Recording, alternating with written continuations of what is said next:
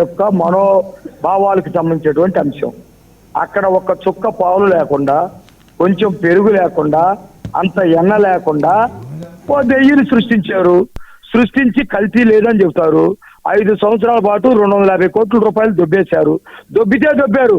ఆ సారాయిలో లాక్కున్నారు, ఇసుకలో లాక్కున్నారు, మైల్స్ లో లాక్కున్నారు. కానీ శ్రీవారి మనోభావాలు, వాళ్ళ భక్తుల మనోభావాలు దెబ్బతీసే విధంగా కోట్ల రూపాయలు సంపాదించుకొని దాంట్లో మళ్ళీ ఏం జరగలేదని అబద్ధ ప్రచారాలు చేస్తున్నారు. ఒక ప్రభుత్వంగా శ్రీవారి యొక్క గౌరవ ప్రతిష్టలు పెంచే విధంగా, భక్తుల మనోభావాలు దెబ్బతీయకుండా ఉండే విధంగా చూడాల్సిన బాధ్యత మా మీద ఉంది. దానిలో భాగంగానే ఇదంతా కూడా వాళ్ళు కల్తీ చేశారు. కల్తీ నెయ్యి, రసాయనాలతోటి నెయ్యిని క్రియేట్ చేశారని మేము చెబుతున్నాం. మేము రప్ప నరికేస్తామని ఫ్లెక్సీలు పెట్టామా? మ్యాజిక్ ఫిగర్ 88 దాటిన వెంటనే గొంతులు లేపేస్తామని చెప్పేసి మేము ఫ్లెక్సీలు పెట్టామా? మేము ఏం పెట్టలేదు కదా. మేము మీరెవరు కూడా ఇదిగో ఇట్లా జరిగింది అతని కాలంలో అని చెప్పాం. నీ పద్ధతిలో నువ్వు ప్రచారం చేసుకుంటావు. నేను చించేస్తానంటే నువ్వు చించేస్తే మీదుగా చూస్తా కూర్చుంటారా? చించేస్తానన్నావు, నిన్న మాట్లాడావు, వెళ్ళిపోయావు. ఇప్పుడు చించదానికి అని చెప్పేసి రౌడీలు మొత్తం తీసుకొని వచ్చేస్తే, అడ్డొచ్చినటువంటి ప్రజల్ని భయభ్రాంతులు గురి చేస్తే, అక్కడ ఉన్నటువంటి కార్యకర్తల మీద దాడి చేస్తే, మాణిక్యాలరావు గారు అవన్నీ మీరు చేస్తున్నారని కదా. ఒక సామాజిక వర్గం పెద్ద ఎత్తున ఆయన మీద దాడులు చేస్తున్నది, ఇల్లును మొత్తం ధ్వంసం చేశారు. ఆయన ఇంట్లో ఉంటే భయభ్రాంతులు మీరు కూడా చేస్తున్నారని ఎంతంత రాళ్ళతో ఆ కార్లు అవన్నీ కూడా పగలగొడుతున్నారు. మీరు అంటే శ్రీవారి దగ్గరికి వెళ్ళే వాళ్ళు ఒక సామాజిక వర్గం వెళ్తారా? అమరావతిలో ఒక సామాజిక వర్గం ఉందని చెప్పేసి నిన్నటిదాకా ప్రచారం చేశారు. అమరావతిలో ఒక సామాజిక వర్గం ఉందా? శ్రీవారి దగ్గరికి వెళ్ళే వాళ్ళు ఒక సామాజిక వర్గం. బుద్ధుండాలా మాట్లాడితే. అసలు అంబటి రాంబాబు అక్కడ డిబేట్ లో ఎవరెవరు కూర్చున్నారో నాకు తెలీదు. అంబటి రాంబాబు ప్రజల యొక్క ఓట్లతోటి గెలిచినటువంటి చంద్రబాబు నాయుడు గారిని, రాజ్యాంగబద్ధంగా ప్రమాణ స్వీకారం చేసినటువంటి చంద్రబాబు నాయుడు గారిని బూతులు తిడతారు. మీరు యాక్సెప్ట్ చేస్తారా? I am straight question. ఎవడైనా అక్కడ కూర్చోడు యాక్సెప్ట్ చేస్తారా? మరి అలాంటి వాడు ఏం చేయాలి చెప్పండి అండి. ఎవరో ఒకళ్ళిద్దరు రాళ్ళు వేసారని చెప్తారు. ఆ రోజు ఏం మాట్లాడాడు? బూతులు తిట్టే వాళ్ళని సమర్థిస్తున్నాడు అని చెప్పేసి బోసడికి అన్నందుకు ఇంత పొడుగును పొడుచుకొచ్చి మా దేవాలయం మీద దాడి చేశారు కదా, మా మీద కేసులు పెట్టారు కదా. అంటే ఇవాళ చంద్రబాబు నాయుడు గారిని తిడితే మేమేమైనా దాడులు చేసామా? మేము కేసులు పెట్టాం, అరెస్ట్ చేయమని చెప్పాం. మేము డెమోక్రాటిక్ గా వెళ్ళాం, చట్ట ప్రకారం వెళ్ళాం. అందరు నాలా మాణిక్యరావులాగా ఉండరు కదా. ఎవరో ఆవేశపరులు ఉంటారు, బాధపడ్డే వాళ్ళు ఉంటారు, లేదా జగన్మోహన్ రెడ్డి చెప్పిన సిద్ధాంతం ప్రకారం బీపీ పెరిగిన వాళ్ళు ఉంటారు. దాన్ని పట్టుకుంటారు ఏంటండి?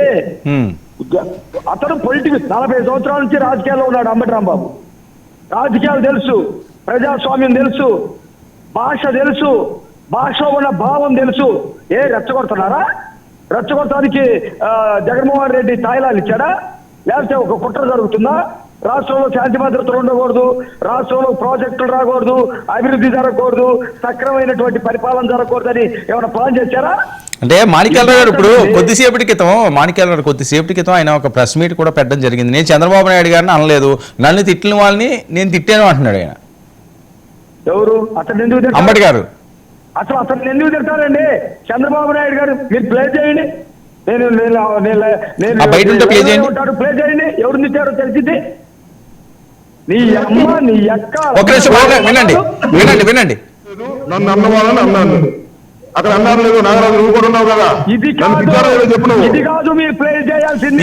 ఇంకో బయట ఉందమ్మా. తప్పుడు వివరణ ఇచ్చేది కాదు ప్లే చేయాల్సింది. ఓకే ఒక్క నిమిషం అది ప్లే చేద్దాం. ఏంటండి మీ రాజకీయాలు మాకు అర్థం కాదు.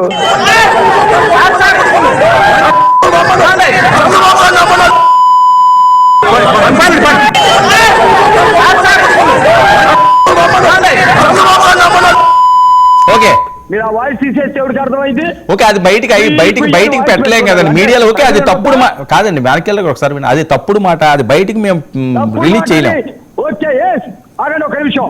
తప్పుడు మాటని ఒప్పుకున్న తర్వాత రాజకీయాల్లో అట్లాంటి వాడు ఉంటారు గరుడేనా? తప్పుడు మాట తప్పు చేసిన తర్వాత 100 మంది 100 రకాలుగా మాట్లాడతారు. తీసేయి. ఒక ఎమ్మెల్యేగా ఉన్నాడు, అసెంబ్లీలో బాధ్యత కలిగినటువంటి మనిషిగా పనిచేశాడు, ఒక జిల్లాకు అధ్యక్షుడిగా ఉన్నాడు, ఒక పార్టీకి నాయకుడు అని చెప్పుకుంటున్నాడు.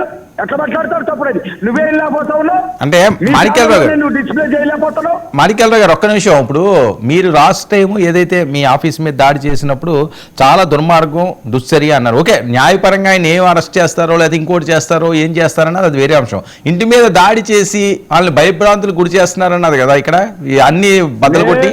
నేను ఒకటే చెప్తున్నానండి, ఇంటి మీద దాడి చేసిన దాన్ని వాళ్ళు మా పార్టీ ఆఫీస్ మీద దాడి చేస్తే జగన్మోహన్ రెడ్డి అయినా సమర్థించాడేమో. బీపీలు పెరిగిన వాళ్ళు దాడి చేశారన్నాడేమో. జగన్మోహన్ రెడ్డికి బుద్ధి లేదని నాకు బుద్ధి లేకుండా పోలా. ఎవరన్నా ఒకళ్ళిద్దరూ ఆవేశంలో చేశారేమో, అది తప్పు. నేను దాన్ని సమర్థించట్లా. కానీ ఆ దాడి తెలిసి తెలియక దాడి చేసినటువంటి వాళ్ళకి అసెంబ్లీలో ఉన్నటువంటి వాడు, జిల్లా పార్టీ అధ్యక్షుడిగా ఉన్నటువంటి వాడు, ఒక పార్టీకి రిప్రజెంటేటివ్ గా ఉన్నటువంటి వాడు ముఖ్యమంత్రి తిట్టొచ్చా? ఇది తెలుస్తుంది. ఎవరిని ఎవరో ప్రజాస్వామ్యంలో నోరు జారకూడదు మాణిక్యాలరావు గారు. ఎవరన్నా సరే మీరు జగన్మోహన్ రెడ్డి తోటి చెప్పించండి, ఆ మాట అంబటి తోటి చెప్పించండి. తర్వాత ఎవరో తెలిసి తెలియక ఆవేశంతో రాయేశ్వరంతో మేము మాట్లాడిస్తాం. సరే, ఇప్పుడు ఏంటి పరిస్థితి? దీని పర్యవసానం ఏంటి? 24 గంటలు టైం ఇచ్చాం.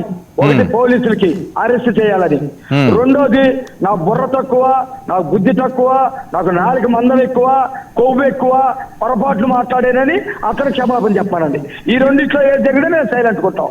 ఈ రెండిట్లో ఏది జరగకపోయినా రేపొద్దున అతన్ని ముట్టడిస్తాం, తీసుకొచ్చి చక్కగా మీరు చేయలేని పని మేము చేస్తున్నాం, ఇదిగో ఒక ముఖ్యమంత్రి గారిని తిట్టారని చెప్పేసి పోలీసులకు అప్పచెప్పాం.